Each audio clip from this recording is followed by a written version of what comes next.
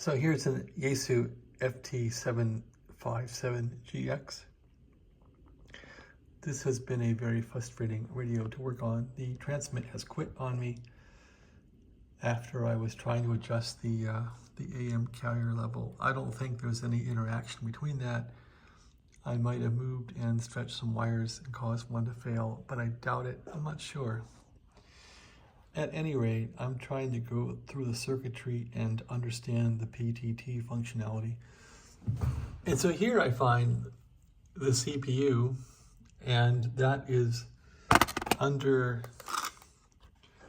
this cover that you gotta take off. So here's the cover. And there's a screw at this end and a screw at that end, and there's a screw right there in the middle, right there. And this cover will come right off. Be careful of all the tiny wires and take it off. Anyway, there may or may not be any need to take off the cover for you, but this is how I've been exploring how this thing works. And so anyway, on these Yaesus, they have something here called a MOX button, which is a push to talk button. So you can push this button, and in my case, this current should probably peg the meter, but it goes down only a bit when it goes to transmit. There is no on the air light. This little light here says on the air. It used to work. It doesn't work anymore. Nothing works. It looks like the receiver mutes when I push the button in. The receiver goes down to nothing, which it should. So that part's working. So yeah, there's an 8-volt regulator in here that I can look at. I'm not sure what's up with that, but besides all that, I wanted to make sure the CPU chip was getting the signal, and apparently push to talk comes in here. This is just simply a buffer that takes two inputs and it just buffers them.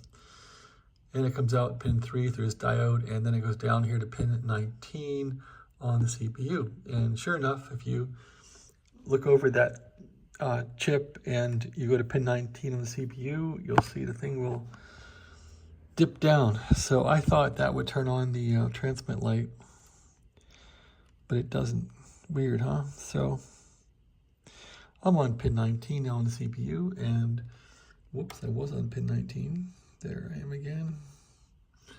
There's no voltage on there. When I press the MOX button in here, I get 4.25 volts like I should. So there's definitely a signal coming into the CPU saying, hey man, I'm transmitting. So that's a good sign. So that is not in question.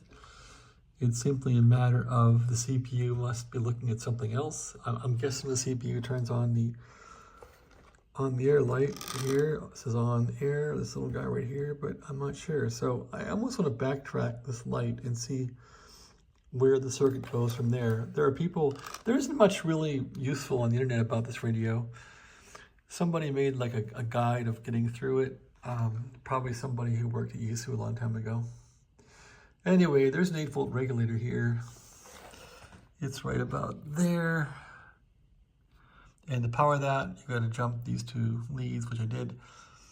So I've had this thing transmitting 100 watts before, if you look back in previous videos, but it simply quit working. So I'm back at square one, trying to figure it out.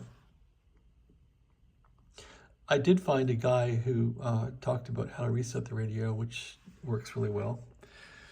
I'm not sure if this is necessary, but to reset it, he turned it off and on twice, like off, on, off, on, off. He put these two buttons in the back in, so he punched in these two buttons here, like that one there and this one here, and he waited a while, and then he unpunched the buttons and he fired the radio back up, and it looks like it does a full reset on the memory. So I'll show you that here. It'll go back to 7.0000 exactly. Okay, I'm going to undo the buttons now. Undo that one, undo that so they're sticking out, and turn the power back on. And it pops right back up on 7.000. So the whole thing got reset. Doesn't matter. Doesn't help my transmitting problem, but that's how to reset the radio. So anyway, gonna keep debugging. I just put this out there to help people see what's underneath this cover and understand that the PTT does go into pin 19 here, and it goes in a billion other places. Thanks for watching. Have a great day.